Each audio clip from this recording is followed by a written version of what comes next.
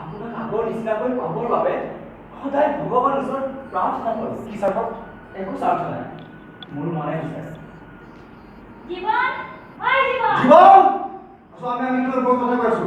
ভিতৰৰ পৰা চা। জীৱন, ঐ জীৱন! গোটেই ঘৰৰ কাম কৰি আছে আৰু তই ইয়াত লেকচাৰ মাৰি আছ।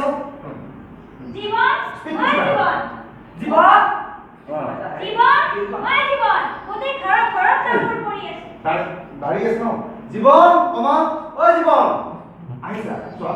ইয়াত জীৱন কৰি আছে, জীৱন ন? পিয়াৰ পৰা মাৰিছা। জীৱন, ঐ জীৱন! ঐ, গোটেই ঘৰৰ কাম কৰি আছে আৰু তই লেকচাৰ মাৰি আছ। চোৱা, এই বস্তুবিলাক দিয়া দিয়া।